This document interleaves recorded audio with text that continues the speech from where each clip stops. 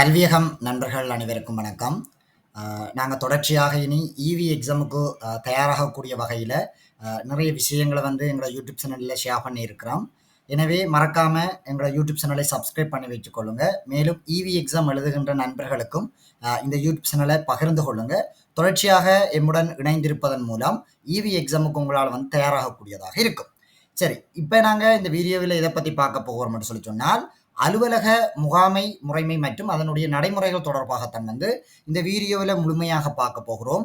எனவே வீடியோவை ஸ்கிப் பண்ணாமல் முழுமையாக பாருங்க. உங்களுக்கு ஏதேனும் சந்தேகம் இருந்தால் இந்த வீடியோவுக்கு கீழே உங்களுடைய கருத்துக்களை பகிர்ந்து கொள்ளுங்க. அதற்கான வீடியோக்கள் எதிர்காலங்களில் உங்களுக்காக வழங்கப்படும். சரி, இதில் நாங்கள் உங்களுக்கு எப்படி வினாக்கள் வழங்கப்பட்டிருக்குன்னு சொல்லி சொன்னால், ஒரு வினாவுக்கு எப்படி விடை எழுத வேண்டும் என்றதன் அடிப்படையில் தான் இங்கு வழங்கப்பட்டிருக்கின்றது. எனவே இங்கு வழங்கப்பட்டிருக்கின்ற ஒவ்வொரு விடயங்களையும் நீங்கள் குறிப்பெடுத்து வைப்பதன் மூலம் உங்களுடைய பரீட்சையினை மிக இலகுவான முறையில் செய்யக்கூடியதாக இருக்கும். சரி, நாங்கள் விஷயத்துக்குள்ள போகலாம். இதுல முதலாவது வினாக்களை பாருங்க. அலுவலக முகாமைத்துவம் என்றால் என்ன என்ற ஒரு வினா வழங்கப்பட்டிருக்கின்றது. எனவே இதற்கான விடை எழுதுகின்ற போது பாருங்க, எப்படி இதற்கான விடைகள் வழங்கப்பட்டிருக்கின்ற பாருங்க.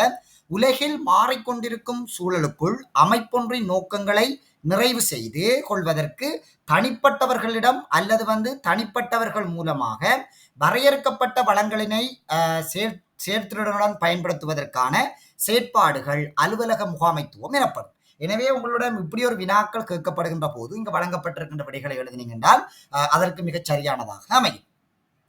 இரண்டாவது வினாக்களை பாருங்க. அலுவலக ஒழுங்குமுறையின் நோக்கம் யாது என கேட்கப்பட்டிருக்கிறது. அலுவலக ஒழுங்குமுறையின் நோக்கம் யாது? இதுகள் அடிக்கடி வரக்கூடிய ஒரு விஷயமாக இருக்கிறது பரீட்சைகளை பொறுத்த வரைக்கும். பாருங்க, ஒரு முகாமையாளர் தனது பகுதி வேலைகளை அனைத்தையும் ஊழியர்கள் மூலம் செயற்படுத்தி உயர்ந்த நன்மைகளினை பெற உதவுவதே ஒழுங்குமுறையின் நோக்கமாகும். பாருங்க, ஒரு முகாமையாளரால் தனது பகுதி வேலைகள் அனைத்தினையும் ஊழியர்கள் மூலம் செயற்படுத்தி உயர்ந்த நன்மைகளினை பெற உதவுவதுதான் இந்த ஒழுங்குமுறையினுடைய நோக்கமாக அமைகின்றது. அடுத்து மூன்றாவது வினாக்களை பாருங்க. அலுவலக ஒழுங்குமுறை பிரயோகிக்கப்படும் வரையறை அம்சங்கள் இவை என கேட்கப்பட்டிருக்கிறது. அலுவலக ஒழுங்குமுறை பிரயோகிக்கப்படும் வரையறை அம்சங்கள் இவை என கேட்கப்பட்டிருக்கிறது. பாருங்க, இதுல 5 விடயங்கள் இங்கு உங்களுக்கு வழங்கப்பட்டிருக்கின்றது. சரியான வகையில் அவதானித்துக் கொள்ளுங்க. முதலாவது ஒரு நோக்கத்தினை வரையறை செய்தல். முதலாவது உங்களுக்கு ஒரு நோக்கம் ஒன்று இருக்கும். அந்த நோக்கத்தை என்ன செய்ய வேண்டும் என்றால் நீங்கள் வரையறை செய்து கொள்ள வேண்டும், அதாவது கண்டுபிடித்துக் கொள்ள வேண்டும். இரண்டாவது சூழலை வரையறை செய்தல். இப்ப உங்களை சுற்றி இருக்கிற சூழலை என்ன செய்ய வேணும்? நீங்கள் வரையறை செய்து கொள்ள வேணும்.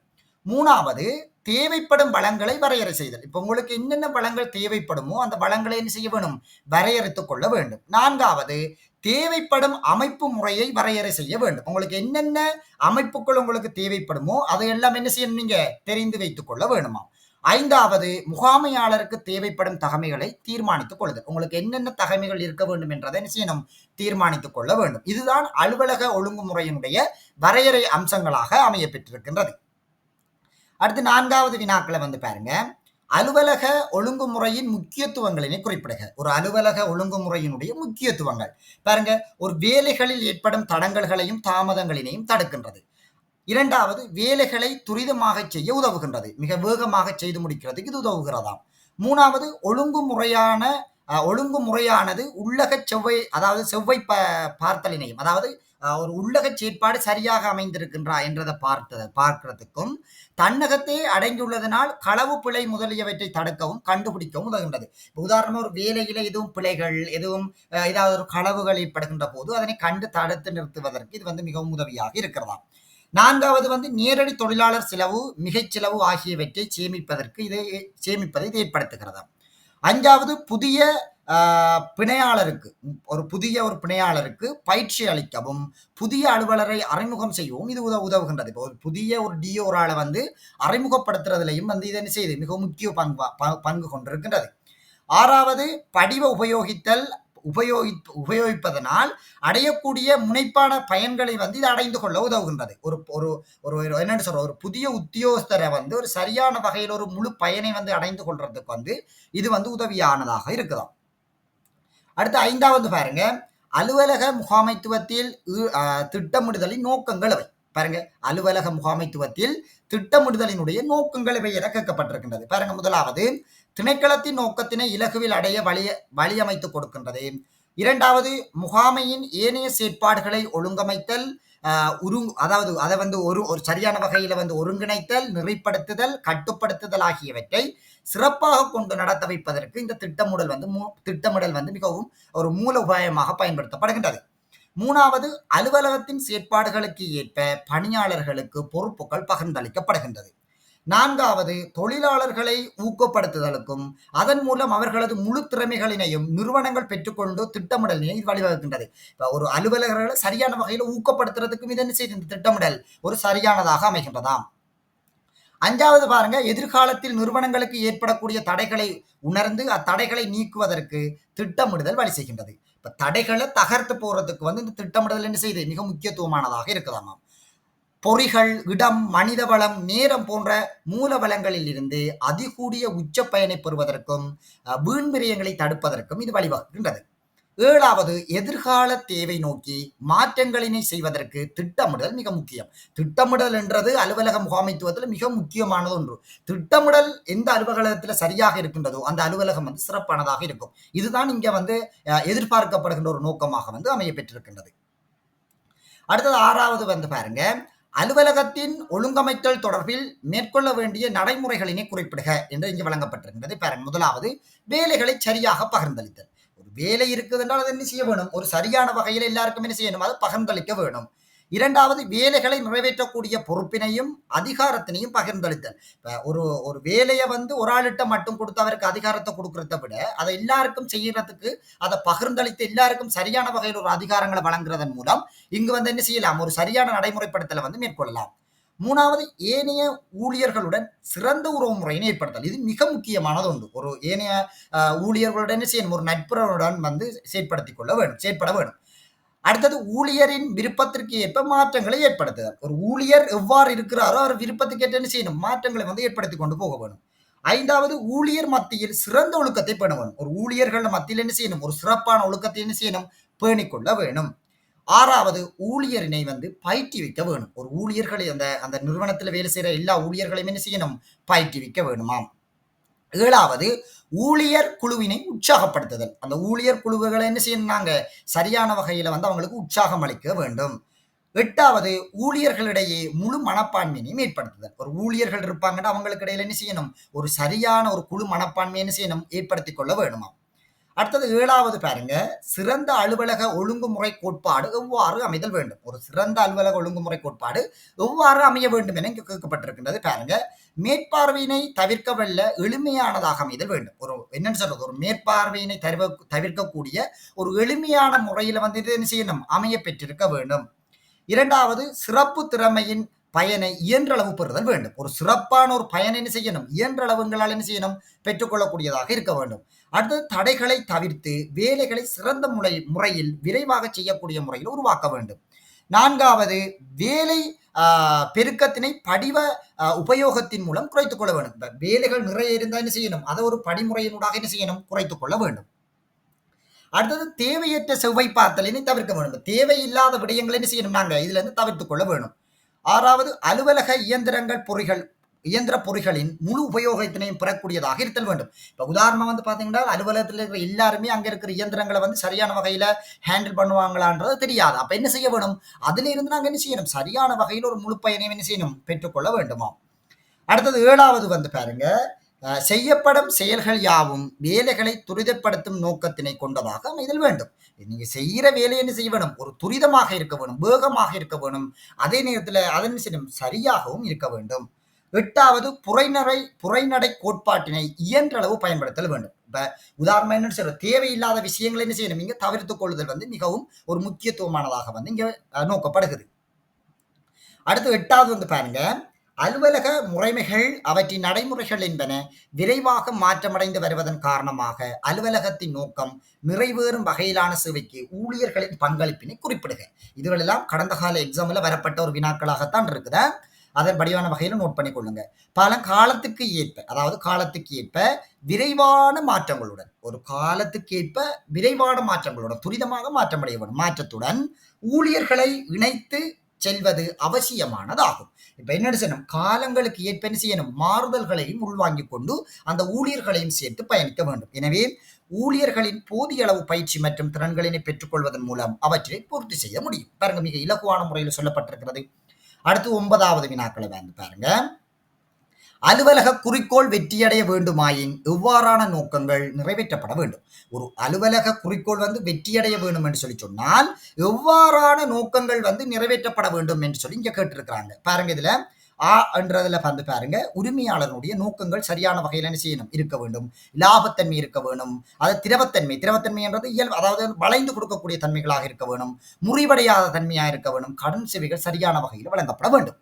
அடுத்தது ஊழியர்களுடைய நோக்கம், உரிமையாளர் நோக்கம். அடுத்து ஊழியர்களுடைய நோக்கம், தொழில் திருப்தி இருக்க வேண்டும். பயிற்சி, அதாவது பதவி உயர்வு இருக்க வேண்டும். தொழில் விருத்தி இருக்க வேண்டும். விருப்பமான சூழல் வந்து அமைய பெற்றிருக்க வேண்டும். அடுத்தது வாடிக்கையாளர்களுடைய நோக்கம், தரமான பண்டம் இருக்க வேண்டும். தரமான சேவை இருக்க வேண்டும். குறைவான விலை, உயர்தரமான சேவைகள் கொண்டதாக இதனை செஞ்சிருக்க வேண்டும், அமைய பெற்றிருக்க வேண்டுமாம். அடுத்தது சமூக நோக்கங்கள். பாருங்க, அடுத்தது சமூக நோக்கங்கள், சட்ட திட்டம், அறநெறி செயற்பாடு, சூழல் பாதுகாப்பு, சமூக சேவை நலம் என்பன வந்து என்ன செய்யணும், இங்க கவனத்தில் கொள்ளப்பட வேண்டுமாம். அடுத்தது 10வது வினாவை பாருங்க. அலுவலக முறைமை என்றால் என்ன?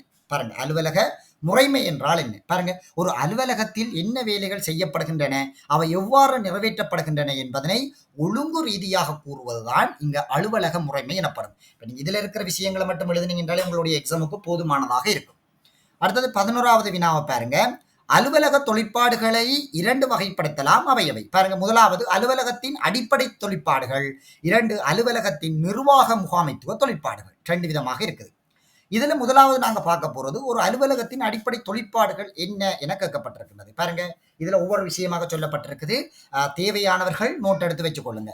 பாருங்க, தேவைக்கு ஏற்ப தகவல்கள் அல்லது தரவுகளினை பெற்றுக்கொள்ளல், தேவைக்கு ஏற்ப அவற்றினை பதிவு செய்து கொள்ளுதல். பாருங்க, தேவைக்கேற்ப தகவல்கள் அல்லது தரவுகளினை பெற்றுக்கொள்ளக்கூடியதாக இருத்தல், தேவைக்கு ஏற்ப அவற்றினை பதிவு செய்யக்கூடியதாக இருத்தல். அடுத்த 2வது வந்து பாருங்க, ஒரு அலுவலகத்திற்கு நிறுவனத்தின் செயற்பாடுகள் தொடர்பாக பல்வேறு வகையான தகவல்கள் கிடைக்கும். இத்தகவல்கள் கடிதமாகவோ தொலைபேசி அழைப்பாகவோ அன்றி அறிக்கையாகவோ கிடைக்கப்பெறும். பெற்றுக்கொள்ளப்பட்ட தகவல்கள் ஒழுங்கான முறையில் பதிவு செய்து அலுவலகத்தின் நோக்கத்துக்கு ஏற்ப பாகுபடுத்தி தேவை ஏற்படும் போது வழங்குவதற்கு தயாரான நிலையில் வந்து இது வைத்திருக்க வேண்டும். அடுத்தது வந்து பாருங்க, சில தகவல்கள் அடங்கிய ஆவணங்கள் சட்டப்படி வைக்கப்பட வேண்டுமாயின் அவைகள் பதிவு செய்து சேமிக்கப்படுவதுடன் தற்காலத்தில் கணனிகள் மூலம் தகவல்கள் யாவும் பதிவு செய்யப்பட்டு சேமிக்கப்படுகின்றன. இப்ப தெரியும், எல்லா அலுவலகங்களிலும் கணனி என்றது மிக முக்கியத்துவமானது ஒன்றாக இருக்கின்றது. நாங்க அடுத்து வருகின்ற வீடியோக்குள்ள கணனி, அதாவது இதுல இவி எக்ஸாம்ல வந்து உங்களுடைய கணனி தொடர்பாகவும் உங்களை வந்து பயிற்சி அளிக்கப்படும். ஸோ அதுக்கு எப்படி நாங்கள் விடியெழுதுன்ற தொடர்பாக எதிர்வரும் வீடியோக்குள்ள வந்து நாங்கள் என்ன செய்ய போறோம், பார்க்க போறோம். தொடர்ச்சியாக யூடியூப்பை சப்ஸ்கிரைப் பண்ணி வச்சுக்கொள்ளுங்க. தொடர்ச்சியாக எங்களோட யூடியூப் சேனலோடு இணைந்திருங்கள். இது மட்டுமன்றி பல வகையான போட்டி பரீட்சைக்கு தயாராகக்கூடிய பல விடயங்களை வந்து ஷேர் பண்றதுக்கு இருக்கிறோம். பாருங்க, அடுத்தது வந்து தேவைக்கு ஏற்ப தகவல்கள் அல்லது தரவுகளை ஒழுங்குபடுத்தி தேவையான வடிவத்தில் அதனை வழங்குவதற்கு தயாராக வைத்திருத்தல் வேண்டும். பாருங்க, எப்படி ஒரு எழுத வேண்டும்ன்றதை அப்படியே நோட் பண்ணி வச்சுக்கொள்ளுங்க. அடுத்தது வந்து பாருங்க, அலுவலகத்தில் உள்ள சொத்துக்கள் வளங்கள் சரியாக பேணி பாதுகாக்கப்படல் வேண்டும். சொத்துக்களில் ஏதேனும் மோசடிகள் காணப்படும் வேளைகளில் அவை உரிய அதிகாரிகளுக்கு அறிவிக்கப்படுவதுடன் உரிய நடவடிக்கைகளும் மேற்கொள்ளப்படுதல் வேண்டும். பாருங்க, அதை சரியான வகையில் என்ன செய்யணும், அறிவிக்க அதுக்கான நடவடிக்கைகள் என்ன செய்யணும், எடுக்கப்பட வேண்டும். அடுத்தது வாடிக்கையாளரின் சேவைகளினை நன்கு அறிந்திருப்பதுடன் அவர்களின் தேவைகளினை பூர்த்தி செய்யக்கூடிய முறைகளில் நடைமுறைகளினை ஒழுங்குபடுத்திக் கொள்ளுதல் வேண்டும். பாருங்க, இதன் அடிப்படையில் வந்து உங்களுக்கு இப்படியான ஒரு வினாக்கள் கேட்கப்பட்டால் எப்படி விடை எழுத வேண்டும் என்றதை நோட் பண்ணி வச்சுக் கொள்ளுங்க. இது பெரும்பாலும் உங்களுக்கு 15 புள்ளிக்கு வரக்கூடிய சந்தர்ப்பங்கள் மிக அதிகமாக இருக்கின்றது. அடுத்து அலுவலகத்தின் நிர்வாக முகாமை தொழிற்பாடுகள் இவை என்று சொல்லி கேட்கப்பட்டிருக்கிறது. பாருங்க, செயல்முறைகளினை அமைத்தல், பொதுமக்கள் தொடர்புகளினை தொழிற்பாடுகள், பதிவு குறிப்புகளினை வைத்திருத்தல், சொத்துக்களினை பாதுகாத்தல், அலுவலகத்தின் படிமங்களினை வடிவமைத்தல், எழுது பொருட்களினை கண்காணித்தல், ஒருமுகப்படுத்துதல், பயனாளர் தொழிற்பாடுகளை வந்து நடைமுறைப்படுத்துதல். எனவே இங்கு வழங்கப்பட்டிருக்கின்ற இந்த 13வது வினாவுக்கு இப்படி ஒரு வினா ஒன்றுக்கு உங்களிடம் கேட்கப்பட்டால் இங்கு சொல்லப்பட்டிருக்கின்ற விடைகளை நீங்க என்ன செய்ய வேணும், சரியான வகையில வந்து எழுதிக் கொள்ள வேண்டும். இப்ப நாங்க பிரதானமாக வந்து பார்த்தோம்னா வீடியோவை லெந்தா கொண்டு போறதை விட உங்களுக்கு நான் நிறைய விஷயங்களை சுருக்கி இலகுவான முறையில தாரத்துக்கு தான் இருக்கிறேன். இது வந்து என்னுடைய வந்து முதலாவது வீடியோவாக அமைய போகின்றது. ஃபர்ஸ்ட்டுக்கு இது வந்து தொடர்ச்சியாக கண்டினியூவாக போய்க்கொண்டே இருக்கும். 13, 14, 15வது வினான்னு சொல்லி தொடர்ச்சியாகவே இவை வந்து பதிவிடப்பட்டு கொண்டிருக்கும். எனவே ஒவ்வொரு வீடியோக்களும் வந்து ஒவ்வொரு விதமான விஷயங்களை வந்து உங்களுக்கு வந்து சொல்லக்கூடியதாக இருக்கும்.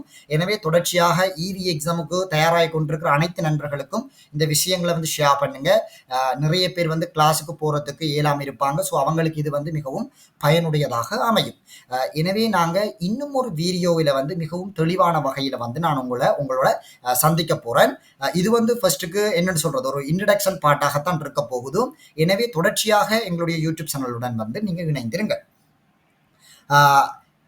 இதில் வழங்கப்பட்டிருக்கின்ற இந்த வினாக்கள் 1 தொடக்கம் 13 வகையான வினாக்கள் தொடர்பாக ஏதேனும் உங்களுக்கு எதுவும் சந்தேகம் இருந்தால் இந்த வீடியோவுக்கு கீழே வந்து கமெண்ட் பண்ணிக்கொள்ளுங்க. நான் அதற்கு இயன்றளவு நான் உங்களுக்கு அதுக்கு பதிலளிக்கிறதுக்கு முயற்சிவேன். எனவே அலுவலக முகாமை முறைமை மற்றும் நடைமுறைப்படுத்துதல் தொடர்பாக முதலாவது வீடியோவாக இது அமையப் போகின்றது. எனவே அடுத்த 2வது வீடியோவில் நான் உங்களை சந்திக்கின்றேன். நன்றி.